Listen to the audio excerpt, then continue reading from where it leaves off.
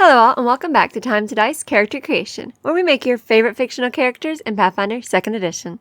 Today we're tackling everyone's favorite non-dragon dragon, Charizard. Is there anything left to say about Charizard that hasn't already been said? As the OG Fire-type starter Pokemon, Charizard first appeared in the very first Pokemon game, and for better or for worse, has been there ever since. Game Freak has never been shy about showing a little favoritism. Charizard was the first of the original 3 starters to receive a Mega Evolution, and when it came time to give the others their own Mega Evolutions, rather than leveling the playing field, Game Freak doubled down and gave Charizard another one, keeping him ahead of the competition. Then came Gigantamax forms, and you better believe Charizard was first in line. Not only was he the only Kanto starter to receive one, he was also the only one who made the cut to appear in Pokemon Sword and Shield at launch. So let's keep that favoritism going by making the Charizard line the very first starter Pokemon evolution line we adapt in Pathfinder 2nd Edition. So beware of spoilers, and without further ado, let's get started. So, what do we need to make the Flame Lizard Pokemon? First, we'll need Charizard's iconic moveset, which mostly involves scorching the battlefield from above in a variety of fiery ways. Next, we'll want to replicate Charizard's signature abilities. That includes fighting harder when we're at low hit points, and gaining power when basking in the sunlight. And finally, we'll need to capture the essence of every generational gimmick: Mega Evolution, Gigantamax, and Terrestrialization, all wrapped up in the palm of our hand. Like most Pokemon, Charizard is basically just an animal, with a little extra intelligence. So we'll be using the Awakened Animal Ancestry. That gives us 8 hit points, medium size, and attribute boost to Charisma, Constitution, and Wisdom, with a flaw to Intelligence. We also gain both Awakened Form and Awakened Mind, letting us function like a typical character while still being able to communicate with other fire lizards. Now you might expect us to pick the Flying Animal Heritage, but Charmander and Charmeleon can't fly. So instead, we're going to take the Dragon Blood Heritage, which lets us critically succeed on any saving throw against Fear effect that we would otherwise just succeed on. Like most of our Pokemon builds, we'll be using the Gladiator background to reflect an entire world society is built around having animals fight each other until one of them passes out. This background gives us an attribute boost to Charisma and Dexterity, training and performance to put on a good show, and gladiatorial lore to understand the rule sets of all these battle frontier facilities. Finally, we gain the impressive performance feat, ensuring that the ferocity of our battle leaves lasting impression on our onlookers. For our class, all Charizard's moves and abilities are tied to his species, so we're making our first Sorcerer build on the channel. As a Sorcerer, we get 6+ Constitution hit points per level. Charizard is living proof that sometimes the best defense is more fire. Charizard is a glass cannon. We only start out trained in reflex and fortitude saves, but we do get expert proficiency in will saves. Once you've earned a Charizard's loyalty, it'll fight by your side against everything from forests full of bugs to the very guardians of time and space themselves. Our bloodline grants us training in both nature and intimidation, which we'll supplement with survival to reflect Charizard's basic animal instincts. Some Pokemon use weapons, but Charizard isn't one of them, so our training in simple weapons doesn't do much for us. We're also trained in all armor, meaning our best shot at survival is dodging incoming attacks entirely. For our starting attributes, Charizard may look like a ferocious dragon, but his stat spread leans much more toward the special side of things, so our strength is only a +1. Dexterity sits at a +2, helping him avoid attacks and move quickly. Constitution comes in at a +1. Like I said, Charizard is a glass cannon, but I wouldn't recommend going any lower if you plan on diving into melee. Intelligence is at a -1. Pokemon usually rely on their trainers for strategy and tactics after all. Wisdom gets a +2 to reflect Charizard's decent special defense. And finally, Charisma comes in at a strong +4, both to stay the favorite of their parent company and to blast enemies with fiery attacks. At level 1, Sorcerers choose a bloodline, and for Charizard, we're taking the Draconic bloodline. Even if he's technically not a dragon, we're still going to need him to use all those dragon-type moves after all. Specifically, we'll go with the Primal Draconic bloodline, which gives us access to the Primal spell list, and the Scaly Hide blood magic ability, granting us a +1 bonus to AC whenever we cast one of our draconic spells. We also gain Sorcerer's Potency, which enhances all our magical attacks, giving us a status bonus to spell damage or healing equal to the spell's rank. While we're on the topic of Draconic Flare, we'll dip back into our ancestry to take Draconic Aspect feat. This gives us a jaw attack that deals 1d6 piercing damage. Charmander doesn't have moves like Bite or Crunch, but this lets us cover the Fang part of Fire Fang nicely. And of course, the bread and butter of any spellcaster worth their salt, spells. we'll start with 5 cantrips, which we can cast at any time and will automatically heighten as we level up. Gouging Claw serves as an upgrade to Scratch, using our spell attack modifier to deal some solid slashing damage. Ignition acts as our Ember, letting us strike at range with small bursts of fire, or unleash a slightly stronger version up close. Charizard might not have flight just yet, but Slashing Gust and Gale Blast will fill nicely in for some of the early flying type moves when the wings do come in. Finally, Shield gives us the trusty Smash Bros style Force Field, increasing our AC and providing a reaction to reduce physical damage if something does get through. But that's just the start. We also get a few level 1 spells that really crank up the heat. Scorching Blast is a 1-action spell that lets us hurl fiery bolts at any creature within 30 feet. Breathe Fire is exactly what it sounds like, a 15-foot cone of draconic wrath. Dehydrate mimics a heat wave, dealing 1d6 persistent fire damage and potentially enfeebling the target. And finally, Fear lets us growl menacingly, scaring our target into becoming frightened 1. At level 2, we pick up the propelling sorcery Blood Magic effect. This lets us substitute our Scaly Hide Blood Magic ability, so instead of increasing our AC when we use a draconic ability, we can move the target of the spell 5 feet or step ourselves. Dodging attacks is going to be much more effective than trying to tank them anyway. We also take Intimidating Glare, which allows us to frighten foes without needing the auditory trait.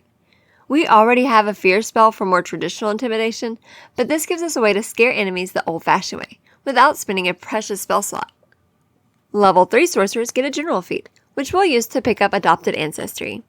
This lets us choose feats from another Ancestries list. I'm keeping which ancestry a surprise for 2 reasons. Partly because I love suspense, and mostly because if I can keep you invested in watching this video, our watch time goes up, making it more feasible to keep creating these videos. We also gain signature spells, allowing us to pick 1 spell at every rank that we can cast at a higher rank freely. This lets us save our higher level spell slots for bigger, better spells like Blazing Bolt, which fires up 3 fiery rays at different targets. It's better than Scorching Blast because you don't have to spend an action setting it up, but all bolts must hit different creatures, so it's not as strong in a single target fight.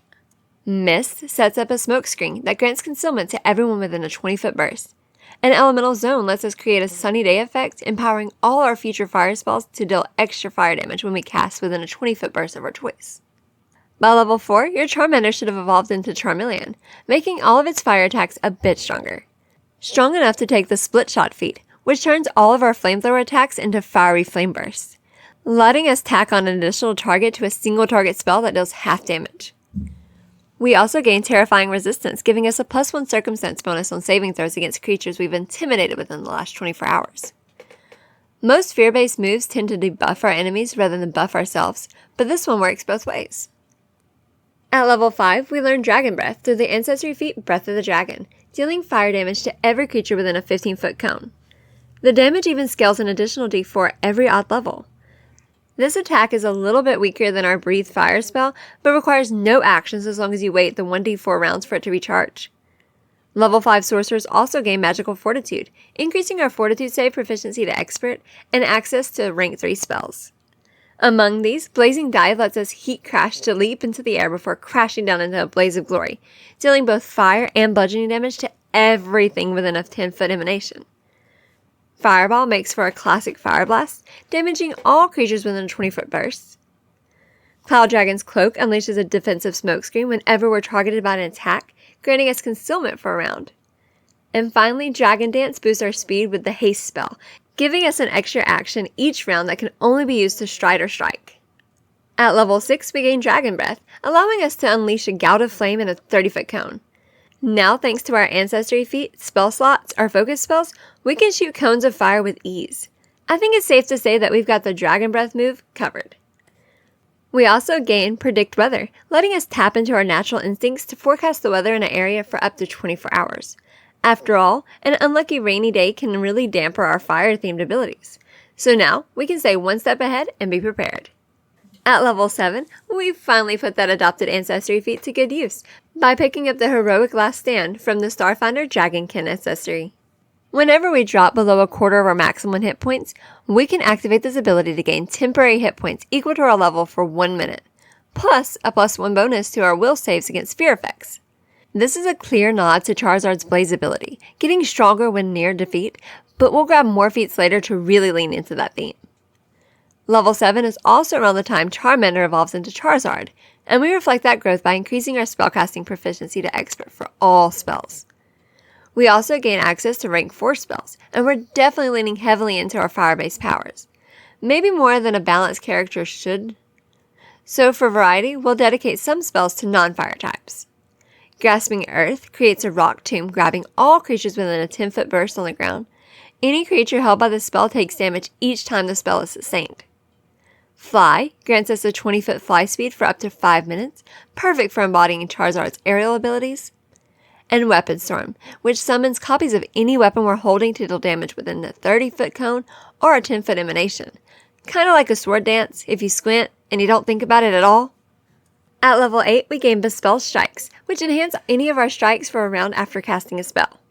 This lets us turn our jaw attacks into Fire Fangs, or a Claw Strike into Blazing Fire Punch. Perfect for adding heat to our melee. We also pick up Slippery Prey, which reduces the multiple attack penalty from repeated attempts to escape on the same turn. Because seriously, try holding onto a 6-foot-tall, fire-breathing dragon. At level 9, we invest in our flight with the Dragon's Flight Ancestry feat. This grants us short bursts of flight, letting us soar up to 20 feet before needing to land. It doesn't require a spell slot so long as we're not facing a 25-foot chasm. We can fly freely without spending resources. We also boost our defenses with Reflex Expertise, increasing our Reflex save proficiency to Expert, helping us dodge lightning bolts from pesky electric types eager to exploit our new weakness. For our rank 5 spells, the big highlights are Elemental Form and Elemental Breath. Elemental Form lets us change our defensive type using Terrestrialization, while Elemental Breath powers up Terra Blast, allowing us to damage all creatures within 60 foot with elemental damage of our choice. We finally gain true long-distance flight at level 10 by taking the Greater Bloodline feat to unlock Dragon Wings Focus Spell, granting us a 60-foot fly speed. It took some time, but now we have the aerial mobility needed to truly rule the skies in our terrifying glory. To add to that fearsome presence, we also pick up Intimidating Prowess, letting us use our Strength modifier to boost our intimidation checks whenever we physically menace a target. We get some serious speed EV training at level 11 with Perception Mastery, boosting our perception proficiency to Master, and Incredible Initiative granting us a +2 bonus on all initiative rolls. As a sweeper, being fast enough to strike first is crucial, and these abilities help make sure no one catches us off guard. But all the speed in the world won't help if we can't dish out damage, so we pick up Weapon Expertise to upgrade our weapon proficiency to Expert. For our rank 6 spells, we get Flame Vortex, which traps foes in a fiery spinning vortex, dealing fire damage each turn they remain in the 5-foot radius. Plus, Dragon Form lets us Mega Evolve into Mega Charizard X. This form boosts all of Charizard's physical stats, but prevents spellcasting. Don't worry though, we also get another Breath Weapon attack to scorch large groups at once. At level 12, we take the Exemplar Dedication to pick up the Skybearer's Bell icon. This Eminence ability lets us use our Athletics modifier on creatures larger than ourselves. Mostly useful when we're Mega Evolved. But the real prize is the Transcendence ability, which lets us move across the battlefield while carrying our allies. We're not quite at Flying Taxi yet, but our speed is more than enough to help less mobile allies in their positioning. We also gain the Aerobics Mastery skill feat, allowing us to fly around the battlefield with Draconic Grace.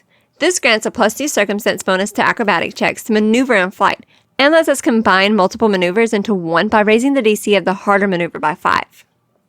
At level 13, we get Hero's Edge to fully unleash our Blaze ability.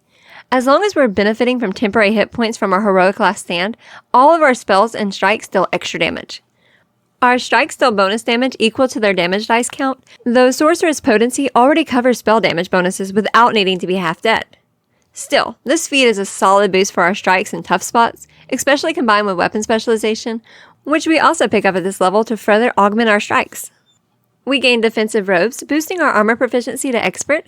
While this isn't enough to encourage recklessly ending your turn in melee, especially if you haven't Mega Evolved yet, it can save you from a few unlucky critical hits. For our rank 7 spells, we finally become Mega Charizard Y, granting us Fire Immunity, Resistance 10 to Precision Damage, and Weakness 5 to Cold and Water. On top of that, our fiery spells and strikes deal an extra fire damage dice. And as a cherry on top, the Ignition Cantrip can now be cast at 1 action instead of 2. This form greatly enhances our spellcasting prowess, though it doesn't boost physical stats. We also get Volcanic Eruption, calling forth an inferno that damages and slows enemies who fail a reflex save. Finally, Mask of Terror lets us don a frightening visage, forcing creatures within 30 feet to make a will save whenever they try a hostile action, possibly becoming frightened and losing that action on a failure. Exemplar Resilience at level 14 boosts our durability by granting 3 additional hit points for every Exemplar feat we take. That's a nice steady increase, definitely worth aiming for a few more Exemplar feats down the line. For our skill feat, we pick up Battle Cry, letting us intimidate our foes as a reaction right at the start of combat. Charizard might not officially have the Intimidate ability, but hey, if Shinx can get it, Charizard definitely should. At level 15, we pick up Fleet, increasing our movement speed by 5 feet.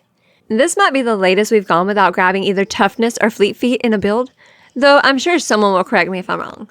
This level also grants us Master Spellcasting, boosting our spellcasting proficiency to Master, along with 8th rank spells. Some highlights include Punishing Wind, which sends a sharp air cutter to knock flying targets out of the sky, making aerial foes think twice. Whirlwind, which conjures a hurricane that damages enemies and keeps them off the ground. And Earthquake, which summons a tremor that damages creatures on the ground and can even collapse buildings. At this point, we're truly a master of both sky and ground. At 16th level, our second icon lets us transform our claws into gleaming blades. This not only adds +2 damage to all claw attacks, but also lets us activate Transcendence to perform a flowing Spirit Strike, making 2 attacks against a target at the same multiple attack penalty. If both attacks hit, we can combine their damage before applying resistances, making it easier to score a critical hit against foes with high resistances. We also unlock Roar with the Terrified Retreat skill feat, allowing us to send lower level enemies fleeing when we critically succeed a demoralize attempt. 17th level sorcerers gain Majestic Will, boosting our will save proficiency to Master and treating all successful will saves as critical successes. We also unlock True Dragon's Flight, granting us a constant 20-foot fly speed without expending any resources. While we can still use spells to fly faster, this lets us cruise the skies comfortably and effortlessly. This level also grants us rank 9 spells, completing our spellcasting progression. Since none of the Pathfinder spells really fit what we want from Charizard, we're going to take a second to right an old wrong. Longtime viewers of this channel will remember the How to Build Furret video, and will remember that we were able to accurately represent all of Furret's level up moves except one. Takedown is a move that does a large amount of physical damage, but did recoil damage to yourself, and unfortunately we were unable to find any spells or abilities that accurately replicated the recoil aspect. And it seems we have a similar problem here with the move Flare Blitz. And unfortunately, we're still unable to replicate the recoil damage with anything that Pathfinder brings to the table. Which is why we're turning to the Starfinder spell list to take the Soul Surge spell. This spell lets us pour our own life essence into our blast, dealing spirit damage to a creature, at the cost of some of that damage recoiling and hitting you. We pick up Energized Spark at level 18 through the basic Glory class feat, allowing us to convert any spirit damage dealt by our exemplar abilities into fire damage, adding a new layer of elemental versatility to our attacks. Well, not really. Actually, it's just more fire. Also kicking in at this level is Ravening's Depression, another nod to our Blaze ability. When our hit points fall below half, we gain a +1 circumstance bonus to survival and stealth checks. If our current hit points drop below a quarter of our maximum, that bonus doubles to a +2, helping us to stay stealthy and survive to fight another day. At level 19, we finally pick up Toughness, increasing our maximum hit points by an amount equal to our level, and reducing all recovery check DCs we make by 1. We are officially the tankiest sorcerer around. Though, for a 6 hit point class, that's not saying much. Much more impressive is the Legendary Spellcaster feature, boosting our spellcasting proficiency to Legendary, while Bloodline Paragon gives us our coveted 10th rank spell. Our options for this are Nature Incarnate, letting us Gigantamax into a 30-foot kaiju to really wreak havoc. Or if you aren't playing in the Galar region, you can instead choose to take the most impactful move in all of Pokemon, Protect, to make you invincible for a round. We cap off this build at level 20 by using the Advanced Glory to pick up Exalt and Violence. Now, whenever we critically hit an opponent, we can call down a Pillar of Fire to affect a different creature within 30 feet, dealing massive fire damage. Honestly, I don't know which is worse, being shredded by Charizard's claws or incinerated by his fiery breath. And to finish the build, we grab Catfall, so even if a foe manages to knock us out of the sky, we completely ignore fall damage. And that's how you build Charizard in Pathfinder 2nd Edition, from humble Charmander beginnings to flame-winged dragons that dominates the skies and battlefield alike. With firepower, flight, and a few surprise tricks, this build brings all the heat you'd expect from a Pokemon icon. If you enjoyed this build, don't forget to like, subscribe, and ring that bell so you don't miss future episodes of Time to Dice character creation. Got a favorite Pokemon or character you want to see next? Drop it in the comments. We're always on the hunt for our next challenge. Until next time, keep rolling high, and we'll catch you in the next one.